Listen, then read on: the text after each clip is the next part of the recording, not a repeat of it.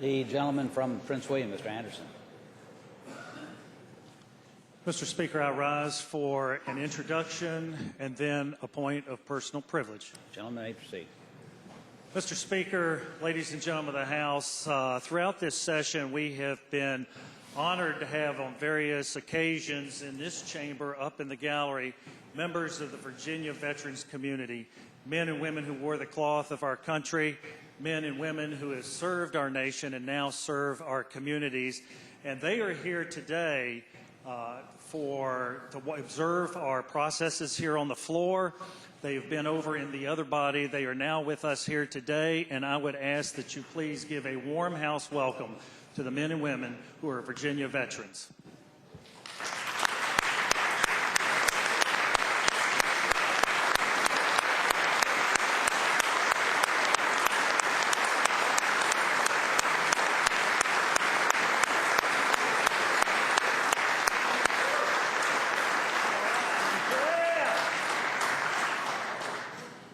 We're honored to have the veterans with us today. We thank you so much, so sincerely, for your service to our country and our Commonwealth. The gentleman from Rockridge, Mr. Klein. Mr. Speaker. Oh, I'm sorry. I keep Point forgetting. of personal privilege, please. You know, I'm only going to allow one from now on. I keep forgetting about the second. Gentleman has the floor. Speaker, you're not accustomed to hearing me rise for a point of personal privilege. This is my third session of the Virginia General Assembly. I have risen to do introductions, to make announcements, to update folks on the status of the General Assembly Military and Veterans Caucus. But this morning, I would like to rise on a point of personal privilege because there is a serious issue before us, and that is the issue of the budget for the Commonwealth of Virginia. You know, everyone in this chamber over the course of time develops core competencies and operates in various niches and specialties.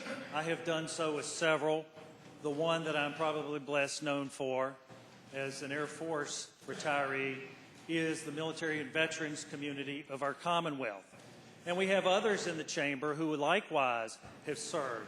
Between myself, the gentleman from Prince William, Delegate Lingenfelter, the gentleman from Virginia Beach, Delegate Stiley, the gentleman from Stafford, Delegate Dudenheffer, combined, we have over 110 years of military service.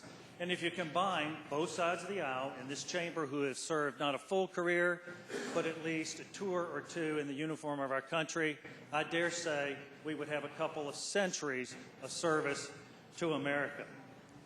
And so, in the face of that, in the face of a literal avalanche of mail that I have received from the veterans community over the last 2 weeks, all concerning the inability or the unwillingness of the Senate, the members of the other body, to pass a budget.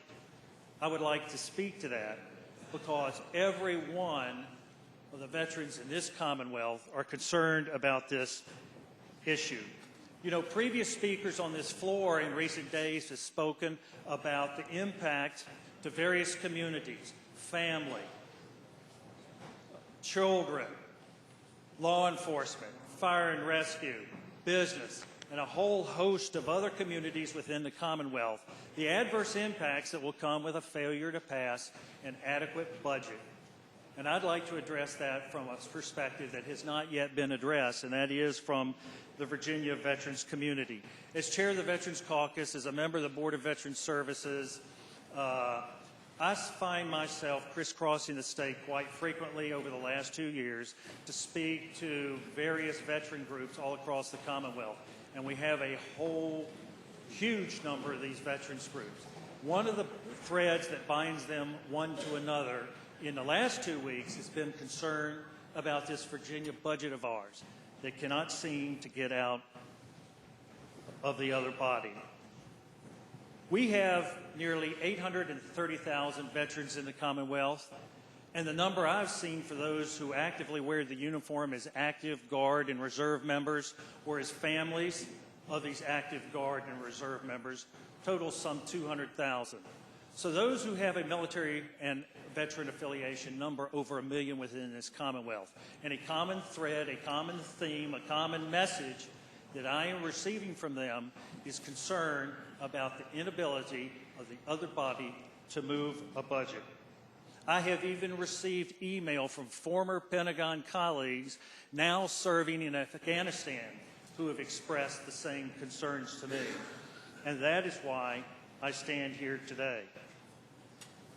The lack of a timely budget for the Commonwealth of Virginia is a concern to our veterans. They depend on state funding for various things, veterans care centers. They depend on benefit field offices, the Virginia War Memorial, veteran cemeteries, and many other areas of veteran life within the Commonwealth. And if we do not have a timely funding mechanism to take care of those who have borne the burden of battle, then we have fallen down on the job. They most definitely deserve better, those men and women you see in the gallery and a million others out there who populate Virginia. This is definitely our responsibility, and we cannot ignore our duty to these Americans who have worn the cloth of the country. And so I would urge our colleagues in the other chamber to put their politics aside, to come together and focus on the core services of our Commonwealth, and to pass a budget now. Not to replicate what has happened with our brothers and sisters in the federal legislature, which is an inability to come up with a budget. The American military since the early 90s has gone through a process where the fat has been trimmed away. Then the process moved into muscle. It has gotten into bone, and now is on the very precipice of full-scale amputations with what is coming for the DoD budget. Let us not, in this General Assembly, replicate those same failures. In previous days, in 2004, the chairman of the Arlington County Board, who now serves down the hall, had this to say about budgetary difficulties here in the Commonwealth. The General Assembly must adopt a budget. Delayed action on this important matter would be a grave abdication of responsibility, an abdication never seen in the history of the Commonwealth. It was true in 2004, ladies and gentlemen of the House, Mr. Speaker, and it is true today. So to come to the punchline, colleagues, if we don't have a budget in a timely fashion for assisting Virginia veterans, here's some of the things that will happen. In addition to $150,000 each year that the House Appropriations Public Safety Subcommittee provides to support an automated veterans claims processing system, we will not be able to do those things. The budget that was introduced by Governor McDonald provided the staffing necessary to reduce the ratio of claims agents to Virginia veterans, claims agents that serve men and women who bore the injuries of combat, to find housing for homeless veterans, to operate new capacity in our veterans care centers, and those many, many things that we have an obligation to do. A failure to support those in uniform, whether they wear a military uniform, the uniform of law enforcement, or the uniform of our fire and rescue community, is an abdication of our basic responsibilities in this Commonwealth, and is why I rise today for the first time to speak to a point of personal privilege.